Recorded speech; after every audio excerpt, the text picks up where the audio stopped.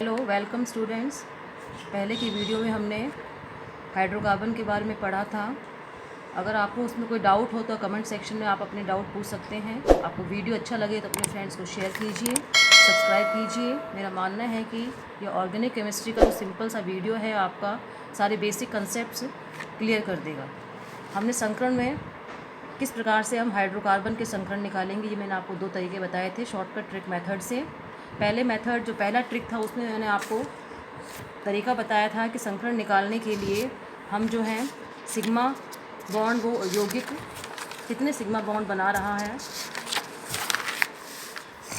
संकरण निकालने के मैंने आपको 2 ट्रिक्स बताई थी। एक बार अपन उसको रिवाइज़ कर लेते हैं। पहली ट्रिक में जो है जिस कार्बन का आपको संकरण निकालना है वो कितने सिग्मा बॉन्ड बना रहा है उनको गिनना है, और उसके पास में अगर लोन पेयर है उस लोन पेयर को गिनेंगे तो हमें जो संख्या प्राप्त होगी उस संख्या की मदद से, चाहे वो 4 हो, 3 हो या 2 हो, उसकी मदद से हम संकरण निकाल सकते हैं। संकरण के प्रकार मैंने आपको sp, sp2, sp3 पहले ही बता दिए थे। अगर इसमें आपको अभी क्लियर नहीं है तो ये वीडियो देखने से पहले आप अपना पहले का वीडियो एक बार रिवाइज़ कर लेंगे, जिससे आपको आइडिया हो जाए कि अगर ये संख्या आती है तो हमारा कौन सा संकरण है और ये संख्या आएगी तो हमारा संकरण कौन सा होगा। एक तरीका मैंने आपको और बताया था, ये ट्रिक मेथड है, शॉर्टकट मेथड है ये, इससे आप आसानी से संकरण निकाल सकते हैं। दूसरे में मैंने आपको बताया था कि संकरण निकालने के लिए मान लो आपको कार्बन का संकरण निकालना है। एक यौगिक है, ये है C डबल बॉन्ड C, एक सिंगल बॉन्ड बना हुआ है इसके बीच में, एक और सिंगल बॉन्ड बना हुआ है, और इसमें हमको निकालना है कार्बन का संकरण। अब आप देख रहे हैं कि इसमें आपको 4 तरह के कार्बन दिख रहे हैं, 4 कार्बन हैं। जिस कार्बन का आपको संकरण निकालना है वो संकरण निकालने के लिए आप जो है नंबर डाल देंगे। ये C1 कर लेंगे, इसको C2 कर लेंगे, इसको C3 कर लेंगे, इसको C4 कर लेंगे। मैंने पहले भी बताया था आपको कि हाइड्रोजन की संख्या जो है वो दिखाई नहीं देगी, आपको लिखा नहीं जाएगा हाइड्रोजन के लिए, क्योंकि आपको पता है कि कार्बन की संयोजकता जो है वो 4 है। इसलिए आप अगर चाहें तो जितने बचे हुए हैं वो उसमें आप लगा सकते हैं, उसमें हाइड्रोजन लगा के आप उसको उसकी संख्या को, संयोजकता को आप पूरा कर सकते हैं। दूसरे ट्रिक में आपको मैंने बताया था कि संयोजी कोश में कितने इलेक्ट्रॉन वो लिखेंगे, कितने को सिग्मा बंध बना रहा है आप उसकी संख्या लिखेंगे और उसको 2 से भाग दे देंगे। ये तो पहला तरीका है संकरण निकालने का। दूसरा तरीका बताया था मैंने आपको कि संयोजी कोश में इलेक्ट्रॉन की संख्या साथ में जोड़ देंगे, कितना सिग्मा बंध बना रहा है वो, सिग्मा बॉन्ड कितने बना रहा है, और उसको डिवाइड कर देंगे अपन 2 से। अब जो है एग्ज़ाम्पल में, इसी एग्ज़ाम्पल में हम इन दोनों ट्रिक से कार्बन का संकरण निकाल के देखेंगे। कुछ और एग्जांपल्स जो हैं हम इस वीडियो में करेंगे ताकि आपका ये कंसेप्ट बिल्कुल क्लियर हो जाए। संकरण को जो है हम इंग्लिश में हाइब्रिडाइजेशन कहते हैं। अगर कोई इंग्लिश मीडियम वाला बच्चा देख रहा है तो उसको दिक्कत ना आए, इसलिए कुछ वर्ड्स जो हैं अगर हम इंग्लिश में लिख दें तो उसमें आपको दिक्कत नहीं आनी चाहिए। छोटे मोटे वर्ड्स जो हैं उसकी इंग्लिश आपको पता होनी चाहिए। संकरण को मैंने बता दिया, आपको हाइब्रिडाइजेशन कहते हैं। इसमें 4 तरह के कार्बन दिखाई दे रहे हैं, C1, C2, C3 और C4। हम चारों कार्बन के लिए दोनों ट्रिक से संकरण निकालेंगे। पहला वाला कार्बन, इसको हम C1 लिख लेते हैं। हमने लिखा था सिग्मा बॉन्ड की संख्या, ये कार्बन कितने सिग्मा बॉन्ड बना रहा है, 1 2 3 4 सिग्मा बॉन्ड बना रहा है। प्लस दूसरा है लोन पेयर। लोन पेयर हमें इसमें कहीं नहीं दिखाई दे रहा है। मैंने पहले भी बताया था आपको कि लोन पेयर जो है वो बिंदी के रूप में यहाँ ऊपर दिखाई देता है आपको। कार्बन के 14वें वर्ग में है, संयोजकता 4 होती है, चारों संयोजकताएँ इसकी पूरी हैं। ये अमोनिया का एग्जाम्पल लेके मैंने आपको लोन पेयर बताया था। अमोनिया जो है 15वें ग्रुप में है, इसके आखिरी कोश में 5 इलेक्ट्रॉन होते हैं, 5 में से 3 ये हाइड्रोजन के साथ बना रहा है बंध, तो 2 इलेक्ट्रॉन जो हैं वो इस तरह से इसके ऊपर पड़े हुए रहेंगे। ये है लोन पेयर, एक जोड़ा। तो यहाँ जो संख्या लिखते हैं, मैंने पहले भी कहा था जोड़े की संख्या लिखते हैं। अगर हम नाइट्रोजन के लिए निकालेंगे तो इसको 2 नहीं लिखेंगे, इसको 1 ही लिखेंगे क्योंकि ये लोन पेयर है। अब हम C1 कार्बन पे आते हैं अपने एग्जाम्पल पे। 4 सिग्मा बंध बना रहा है, इसमें कोई लोन पेयर नहीं है, 0 लिख देंगे। हमारा आंसर आ गया 4। 4 के लिए मैं आपको दोबारा लिख देती हूँ यहाँ पे। sp है, अगर 2 आंसर आता है हमारा तो sp हो जाएगा, 3 आता है तो sp2 हो जाएगा, 4 आता है तो sp3 हो जाएगा, 5 आता है तो sp3d हो जाएगा,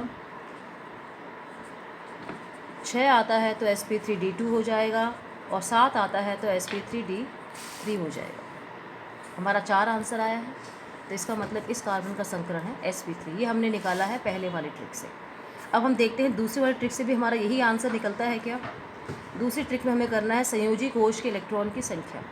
मैंने बताया भी अभी आपको कि कार्बन जो है 14वें वर्ग में है, तो संयोजी कोश में कितने इलेक्ट्रॉन होंगे, इसके 4 इलेक्ट्रॉन होंगे।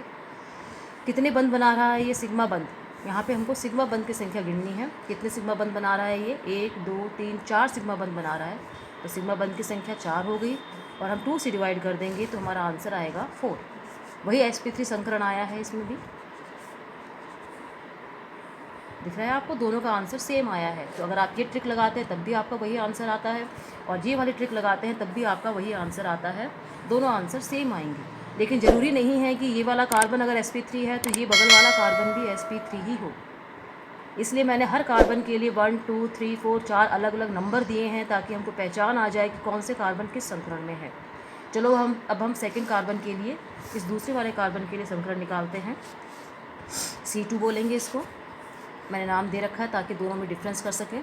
C2 में पहले वाली ट्रिक में है sigma bond plus lone pair. Sigma bond कितने हैं इसमें, जिस बच्चे ने 3 बोला है उसका आंसर गलत है। कितने, सॉरी, जिस बच्चे ने,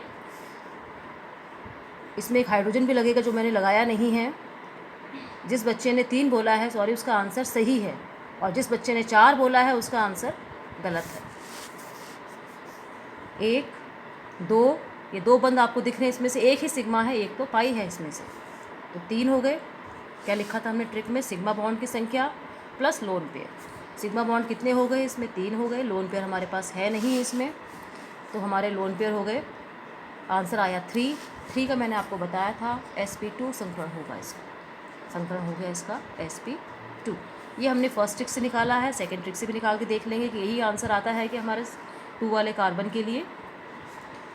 संयोजी कोश में इलेक्ट्रॉन की संख्या, वही कार्बन है संयोजी कोश में, वही इसके के पास कितने इलेक्ट्रॉन होंगे, 4 होंगे, प्लस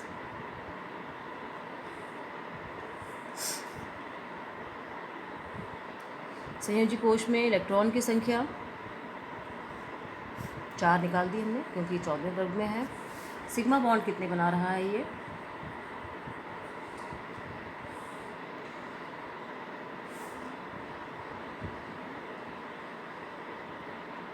मुझे आप निकाल के दिखाएंगे कि इसका आंसर जो मेरा निकलने वाला है वही आपका sp2 निकलता है कि नहीं निकलता है, क्योंकि सिग्मा बंद आपको गिनने आने चाहिए। तो कितने सिग्मा बंद बना रहे मैंने अभी भी आपको बताए हैं। संयोजी कोश में इलेक्ट्रॉन कितने हैं उसकी संख्या काउंट करेंगे, प्लस जो है सिग्मा बॉन्ड, और बाद में इसको अपन भाग दे देंगे 2 से। जो ट्रिक है मैं आपको एक बात क्लियर कर दूं कि जब आप डबल बॉन्ड वाला करेंगे, जब डबल बॉन्ड वाला इस सेकंड ट्रिक से आप करने की कोशिश करेंगे, संयोजी कोश में इलेक्ट्रॉन की संख्या plus sigma bond divide by 2 वाले से, तो आपका आंसर जो है sp2 निकलता है कि नहीं निकलता है, ये आप मुझे कमेंट बॉक्स में लिख कर बताएंगे। अगर sp2 निकलता है तो बहुत अच्छी बात है, और अगर sp2 नहीं निकलता है तब मैं आपको क्लियर करूँगी कि sp2 आपका आंसर क्यों नहीं निकला है नेक्स्ट वीडियो में, ठीक है। जो 2 का निकलेगा हमें दिख रहा है कि उतने ही सिग्मा बॉन्ड जो हैं इसके पास बने हुए हैं, 3 के पास बने हुए हैं। 3 के लिए भी वही सिग्मा बॉन्ड की संख्या है जो 2 के लिए है, और वही सिग्मा बॉन्ड की संख्या जो है दोनों की सेम है, तो दोनों का संकरण सेम निकलेगा। जब हम 4 वाले कार्बन की बात करते हैं तो हम देखेंगे कि कार्बन जो 4 वाला है इसमें भी यहाँ हाइड्रोजन लगेंगे। इसमें सिग्मा बॉन्ड की जो संख्या है वो संख्या 1 वाले से मैच करती है, तो 1 वाले का संकरण और 4 वाले का संकरण जो है बराबर होगा। अगर दोनों से, क्योंकि ट्रिक है ये, कोई वो जनरल रूल नहीं है, और अगर आपको लगता है, जैसे मैं आपको कोई एग्जांपल अगर देती हूँ और आपको लगता है कि पहले वाले से और दूसरे वाले से सेम नहीं निकल रहा है, तो चिंता करने की कोई बात नहीं है। आपको सिंपली ट्रिक है जो हमने आपको, आपके और हमारी सुविधा के लिए बनाई है। कुछ एग्जांपल्स मैं लिख रही हूँ जिसमें आप मुझे बताएंगे कि कार्बन कौन कौन से संकरण में है। एक शॉर्ट ट्रिक और मुझे ध्यान आ रही है, अगर सिंगल बॉन्ड है कार्बन के बीच में और उसके लगे हुए जो भी हैं तत्व उनके बीच में, तो sp3 संकरण होगा। डबल बॉन्ड है तो हमेशा याद रखेंगे इस कार्बन डबल बॉन्ड वाले कार्बन के बीच में sp2 संकरण होता है, और अगर ट्रिपल बॉन्ड वाला कार्बन है तो उसके sp संकरण होता है। ये आप चाहें तो याद भी कर सकते हैं। और अगर इस वाले ट्रिक से, सेकंड वाले ट्रिक से आपके डबल बॉन्ड और सिंगल बॉन्ड का नहीं निकल रहा है, क्योंकि सिंपली मैं बार बार बता चुकी हूँ आपकी ये ट्रिक है, तो कोई बात नहीं, तो आप मुझे निकाल कर बताएंगे कि आपका ये निकल रहा है कि नहीं निकल रहा है। मैंने यहाँ बीच में ही छोड़ दिया है, इसको आप पूरा करके आप मुझे कमेंट बॉक्स में लिखेंगे कि सेकंड वाले से जो है ट्रिक मेथड जो हमने अपनाया है सेकंड वाला, इससे हमारा पहले वाला जो है वो तो निकल गया था C1 कार्बन, C2 कार्बन हमारा निकलता है कि इसमें से नहीं निकलता है। कुछ एग्जांपल्स लिख रही हूँ, चाहो तो आप सिंगल बॉन्ड, डबल बॉन्ड और ट्रिपल बॉन्ड के हिसाब से देखकर आप बता सकते हैं सिंपली। हाइड्रोजन में यहाँ नहीं लगाऊंगी।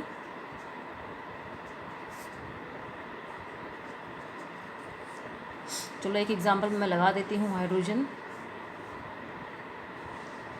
इन कार्बन की नंबरिंग करके आप मुझे बताएंगे कि सारे कार्बन्स का जो है संकरण क्या क्या है। एक ही और बता देती हूँ मैं आपको।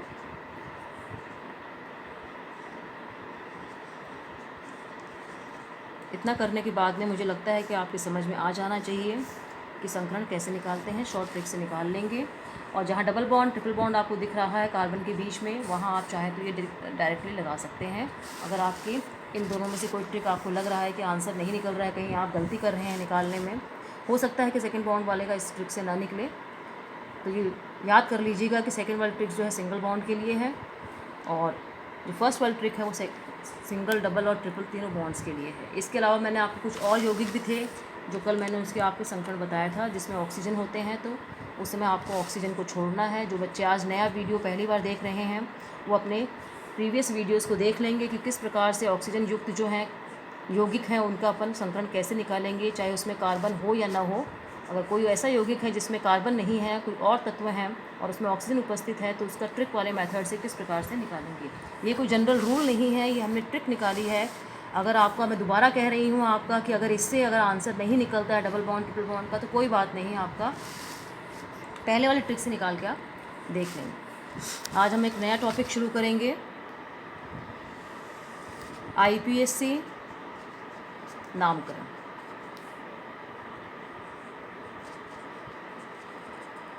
आपने अगर मेरे पहले के जितने वीडियोस मैंने डाले हैं 2 या 3, अगर आपने वो मुझे ध्यान से देखे हैं वो वीडियोस, तो आपको पता चल जाएगा कि मैंने हाइड्रोकार्बन को 2 भागों में बताया था आपको कि किस प्रकार से हाइड्रोकार्बन जो हैं उनके भी अलग अलग ग्रुप होते हैं। ये तो आपको क्लियर था कि हाइड्रोकार्बन नाम है इसका मतलब इसके अंदर हाइड्रोजन और कार्बन है। वह यौगिक जिसमें सिर्फ कार्बन और हाइड्रोजन होता है उनको हाइड्रोकार्बन कहते हैं, क्योंकि ऑर्गेनिक केमिस्ट्री में अधिकांश यौगिक जो हैं हमारा इस प्रकार के यौगिकों से पाला पड़ेगा। इसलिए ये टॉपिक मैंने जो है आपको बेसिक्स क्लियर करने के लिए लिया है, ताकि संकरण वगैरह उनका नाम कैसे देना है, एल्केन, एल्कीन, एल्काइन, अल्कोहल वगैरह हैं, उन सब में वो आपको क्लियर हो सके। हाइड्रोकार्बन जो है इनको 2 पार्ट में बांट देंगे हम। एक वो है जिसमें सिंगल बॉन्ड है, जिसको हम बोलते हैं सिंगल बॉन्ड वाले, और दूसरे वो हैं जिसमें डबल और ट्रिपल बॉन्ड है। सिंगल बॉन्ड वाले को हम बोलते हैं हिंदी में संतृप्त, और डबल और ट्रिपल बॉन्ड वाले को बोलते हैं असंतृप्त। संतृप्त को हम कह सकते हैं सैचुरेटेड इंग्लिश वाले बच्चों के लिए, और ये कहते हैं अनसैचुरेटेड।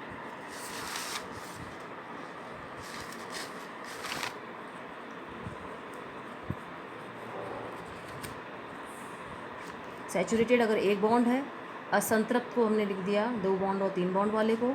अनसैचुरेटेड इसमें 2 बॉन्ड हैं, इसमें 3 बॉन्ड हैं। इनकी संख्या के आधार पर हम इनको कह सकते हैं संतृप्त और असंतृप्त। अब ये देखेंगे कि जो श्रृंखला होती है संतृप्त वाली और असंतृप्त वाली, दोनों में अंतर क्या है और श्रृंखला को हम क्या कहते हैं।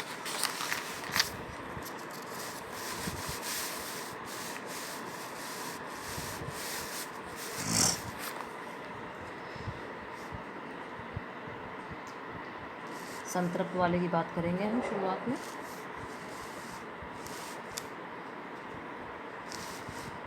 संतृप्त जिसमें सिंगल बॉन्ड है, इसको हम जनरल नाम जो है इसका एल्केन बोलते हैं इसको। पहले भी आपने एक दो वीडियोज़ में ये नाम सुना होगा। और जो असंतृप्त वाले थे मैंने अभी भी बताया है आपको, जिनमें ट्रिपल बॉन्ड होते हैं और डबल बॉन्ड होते हैं, डबल बॉन्ड वाले और ट्रिपल बॉन्ड वाले। डबल बॉन्ड वाले को हम बोलते हैं एल्कीन और ट्रिपल बॉन्ड वाले को हम बोलते हैं एल्काइन। ये हो गया एल्केन, एल्कीन और एल्काइन। आपने 10th क्लास में पढ़ा होगा कि एल्केन जो है उसका सामान्य सूत्र होता है CnH2n+2, एल्कीन का होता है CnH2n और एल्काइन का होता है CnH2n-2। n जो है ये कार्बन की संख्या है। अगर आप चाहते हैं कि आप ये आपके पास ये नोट्स के रूप में रहे तो आप स्क्रीनशॉट ले सकते हैं, या जब मैं पढ़ा रही हूँ तो साथ साथ में आप इसको लिख भी सकते हैं, वो आपके लिए बेस्ट रहेगा कि अपनी एक पतली सी रफ कॉपी बना लें जिसमें ये आप नोट कर लें, ताकि हमेशा के लिए आपको काम आ जाए। एक बार आपके कंसेप्ट्स क्लियर हो जाएंगे तो आगे क्लासेस में आपको दिक्कत नहीं आएगी। n जो है वो कार्बन की संख्या है, चाहे वो एल्केन हो चाहे एल्कीन हो, एल्काइन, सब में n जो है वो कार्बन की संख्या है। अब हमें यहाँ दिख रहा है कि डबल बॉन्ड है, यहाँ ट्रिपल बॉन्ड है। हमें ये पता है कि डबल बॉन्ड और ट्रिपल बॉन्ड बनाने के लिए कम से कम 2 कार्बन की आवश्यकता होती है।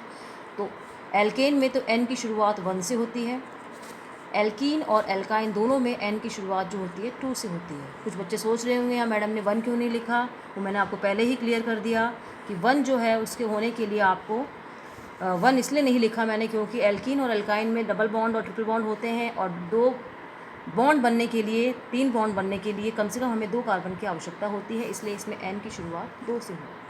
जैसे ही हम यहाँ n का मान 1 2 3 4 लिखना शुरू करेंगे, हमें एक लंबी सी श्रेणी प्राप्त होगी जिस श्रेणी को बोलते हैं समजातीय श्रेणी। इस श्रेणी का नाम है समजातीय श्रेणी, जिसको बोलते हैं होमोलोगस, इंग्लिश में सीरीज़। शुरुआत करते हैं हम एल्केन की समजातीय श्रेणी से। ये लिखा मैंने आपका एल्केन, यहाँ 1 पुट करेंगे n की जगह तो आंसर आ जाएगा CH4, मीथेन बोलते हैं जिसको।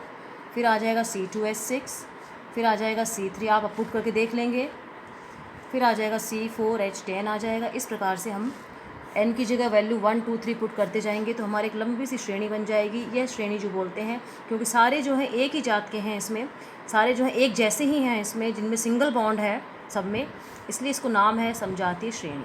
अगर हम ध्यान से देखेंगे तो एक सदस्य जो है दूसरा सदस्य से समजातीय श्रेणी में दोनों के बीच का अंतर है CH2। चाहे वो कहीं से भी आप उठा लीजिए, जो 2 आगे पीछे के क्रम में लगे हुए जो हैं इनके सदस्य समजातीय श्रेणी के, उन सदस्यों के बीच में हमेशा आपको CH2 का अंतर दिखाई देगा, चाहे वो एल्केन की श्रेणी हो, चाहे एल्कीन की श्रेणी हो, चाहे एल्काइन की श्रेणी हो। यहाँ देख लीजिए आप, CH4 है, इसमें CH2 ऐड करेंगे तो ये हमें मिल जाएगा, C2H6 में CH2 ऐड करेंगे तो हमें ये मिल जाएगा। तो 2 सदस्यों के बीच में क्रमगत होने चाहिए, ऐसे नहीं कि हम एक यहाँ से उठा लें और एक यहाँ से उठा लें नीचे से। 2 लगातार जो सदस्य हैं उनके बीच में CH2 का अंतर पाया जाता है समजातीय श्रेणी में, इन तीनों में। एल्केन का मैंने आपको दिखा दिया, पहले सदस्य का नाम मीथेन होता है, मिथ लिखते हैं, सेकंड वाले को इथ लिखते हैं, थर्ड वाले को प्रॉप लिखते हैं और इसको ब्यूट लिखते हैं, फिफ्थ वाले को पेंट लिखते हैं। मैंने इसके आगे देखेंगे आप, मैंने कुछ नहीं लगाया है इसके आगे, क्योंकि जो आगे इसके लगेगा वो इस पे डिपेंड करेगा कि वो सदस्य जो है वो एल्केन वाला 1 कार्बन है, एल्केन का है 1 कार्बन है, या 2 कार्बन है वो एल्कीन का है कि एल्काइन का है। इसके आगे हम ANE भी लगा सकते हैं, ENE भी लगा मीथेन में तो ENE नहीं बनेगा, क्योंकि मैंने ये भी आपको बताया है कि डबल बॉन्ड और ट्रिपल बॉन्ड बनने के लिए कम से कम आपको 2 कार्बन की आवश्यकता होती है, 1 कार्बन वाला है तो इसमें ENE और YNE वाले सदस्य हमको नहीं मिलेंगे। दूसरे में है 2 कार्बन है, अगर इसमें सिंगल बॉन्ड है तो इसके नाम के आगे ENE लगा देंगे अपन, इसमें डबल बॉन्ड है तो इसके नाम के आगे ENE लगा देंगे, इसका नाम इथीन हो जाएगा, और अगर इसमें ट्रिपल बॉन्ड है तो इसके नाम के आगे हम YNE लगा देंगे। ऐसे ही सबका नाम हम लिख सकते हैं। नाम लिखने से पहले ANE लगाना, नाम लिखेंगे उसमें हमें ANE लगाना है कि ENE लगाना है कि YNE लगाना है, ये हमें उस श्रृंखला को देखने के बाद ही आइडिया होता है कि उसमें सिंगल बॉन्ड है, डबल बॉन्ड है, ट्रिपल बॉन्ड। जैसे मैंने यहाँ श्रृंखला नहीं बनाई हुई है तो आप कैसे पता करेंगे कि इनके बीच में सिंगल बॉन्ड है कि डबल बॉन्ड है कि ट्रिपल बॉन्ड है। उसके लिए आपको ये सूत्र याद होना ज़रूरी है। मैंने 3 सूत्र लिखे हुए हैं पहले भी। मान लीजिए एक सदस्य है, उसका नाम है C4H10। अब इसमें आपको बॉन्ड तो दिखाई नहीं दे रहे हैं कि एक सिंगल है, डबल बॉन्ड है, ट्रिपल बॉन्ड है। n का मान आपको पता है ये है 4, तो n का मान सूत्र में रख के देख लीजिए, तीनों सूत्र में जिसमें सही बैठता है ये वही है। ये यहाँ 4 लिखेंगे तो 8 + 2 10 ये आ जाएगा। एल्केन जो है ये एल्केन है, क्योंकि ये एल्केन वाला सूत्र इस पर लागू हो रहा है। अगर एल्कीन वाला सूत्र लागू होता है तो एल्कीन लिखेंगे इसको, एल्काइन वाला सूत्र लागू होता है इसको एल्काइन लिखेंगे, क्योंकि हमेशा जो हमें यौगिक इस प्रकार से दिया जाएगा, खोल कर हमें डबल बॉन्ड और ट्रिपल बॉन्ड नहीं दिखाई जाएंगे उसमें। जैसे ही हमने इसको पहचान लिया कि एल्केन है कि एल्कीन है कि एल्काइन है, उसके बाद में हम कोशिश करते हैं इसका नाम लिखने की। नाम लिखने के लिए हम इसमें कार्बन की संख्या देखते हैं। 4 है, 4 का मैंने भी आपको बताया है, इसमें ब्यूट लिखा जाएगा। और क्योंकि हमने देख लिया सूत्र इसमें एल्केन वाला लागू हो रहा है तो ये ब्यूटेन हो जाएगा। पहले हमें डबल बॉन्ड और ट्रिपल बॉन्ड पता करना है, उसके लिए हम सूत्र लगा के देखेंगे तीनों, और जैसे ही सूत्र लग जाएगा उसके बाद में हमें कार्बन की श्रृंखला देखनी है। ये 4 कार्बन है तो ब्यूट हो जाएगा और आगे एन लगा देंगे तो इसका नाम हो जाएगा ब्यूटेन। उम्मीद करती हूँ आपको बच्चे समझ में आ रहा होगा जो मैं समझाना चाह रही हूँ आपको। ब्यूटेन नाम हो गया। ये तो उन श्रृंखलाओं के लिए है जो बिल्कुल साधारण सी हैं। मान लीजिए एक श्रृंखला है जिसमें C2H4 लिखा हुआ है, ये दे दिया आपको। अब आपको 2 कार्बन तो दिख रहे हैं इसमें, तो आप इसको इथेन बोलोगे, इथीन बोलोगे या इथाइन बोलोगे। ये आपको यहाँ से पहचान में 2 देखने पे पहचान में नहीं आएगा, क्योंकि मैंने इसको खोल के नहीं लिखा है। अब जो है आपको वही ट्रिक अपनानी है। ये जो फॉर्मूले लिखे हुए हैं इन फॉर्मूलों पे जाएंगे आप और देखिए कौन सा सूत्र इस पे लागू होता है। ये वाला होता है, ये वाला होता है, ये वाला होता है। हम देखेंगे कि इसमें सूत्र हो रहा है ये दूसरा वाला लागू, CnH2n वाला लागू हो रहा है, क्योंकि C2H4 है तो इसका मतलब ये एल्कीन है। अब एल्कीन है तो एल्कीन भी बहुत लंबी श्रेणी होती है, 1 कार्बन की, 2 कार्बन की, 3 कार्बन की, 4, 5, 6, 7, 8 अनगिनत कार्बन की श्रेणी भी हो सकती है। तो कौन सा वाला एल्कीन है उसके लिए हम कार्बन की संख्या काउंट करेंगे, और जैसे ही हम संख्या काउंट कर लेंगे हमें पता चल जाएगा कि इसका नाम जो है इथीन है। इथीन है ये, क्योंकि 2 कार्बन है। EN इसलिए लगाया है क्योंकि इसमें डबल बॉन्ड है जो हमें नहीं दिख रहा है, लेकिन इस सूत्र से हमने पता कर लिया कि इसमें इथीन का सूत्र, एल्कीन का सूत्र लागू हो रहा है, इसलिए ये इथीन। हम बच्चों इस वीडियो को लंबा नहीं खींचेंगे, इसके आगे का जो पार्ट है वो मैं आपको नेक्स्ट वीडियो में दिखाऊंगी। और आपको बाकी बचे हुए ये तो बिल्कुल साधारण जो है सिंपल से हैं, उनके लिए है। बेसिक जो है सिंपल सी श्रेणी में जो आते हैं यौगिक उनके लिए हैं, लेकिन आपको इतना आसान जो है बड़ी कक्षाओं में नहीं आएगा कि आपको सीधे से कार्बन की श्रृंखला दी गई, लंबी सी श्रृंखला दे दी गई, आपने पहले डबल बॉन्ड ट्रिपल बॉन्ड देख लिया, उसके बाद में आपने कार्बन गिन लिया और आपने उसका नाम लिख दिया। इतना आसान आपके लिए नहीं आएगा, क्योंकि आपकी बेसिक्स क्लियर करना चाह रही हूँ मैं इन वीडियोज़ में, इसलिए आपको मैं स्टार्टिंग से लेके चल रही हूँ ताकि आपको आगे कोई दिक्कत नहीं आए उससे आगे निकालने में। थैंक यू बच्चों। अगर आपको ये पसंद आए मेरा तरीका पढ़ाने का तो आप प्लीज़ जो है अपने फ्रेंड्स को भी हेल्प कीजिएगा ताकि वो भी पढ़ सकें, उनके भी बेसिक्स क्लियर हो सकें। अगर आपको कोई डाउट है तो कमेंट सेक्शन में आप चाहें तो डाउट पूछ सकते हैं मुझे। लाइक कीजिए, शेयर कीजिए, सब्सक्राइब कीजिए, और एक जो बेल आइकन है उसको अगर प्रेस कर देंगे तो जितने भी वीडियोस मैं अपलोड कर रही हूँ वो सारे वीडियोस आपको उनका आइडिया हो जाएगा कि आपने वीडियोस देखने हैं या फिर कौन सा मैडम ने नया वीडियो अपलोड कर दिया है। अगर डाउट है तो आप चाहें तो क्लियर कर सकते हैं। मैं मेन पर्पस जो है मेरा इस वीडियो बनाने का यही है कि इस साल 11th के बच्चों की जो है पढ़ाई नहीं हो पाई है, उनके बेसिक्स जो हैं बहुत कम दिनों के लिए स्कूल खुला था इसलिए बेसिक्स क्लियर नहीं हो पाए हैं। तो मैं चाहती हूँ कि 12th का कोर्स करने से पहले वो ये देख लें, और 12th में जो है राजस्थान बोर्ड में 4 चैप्टर्स जो है ऑर्गेनिक केमिस्ट्री के हैं। जब तक आपके बेसिक्स क्लियर नहीं होंगे वो चैप्टर आपके दिमाग में नहीं बैठेंगे। थैंक यू बच्चों, thank you for watching, thank you.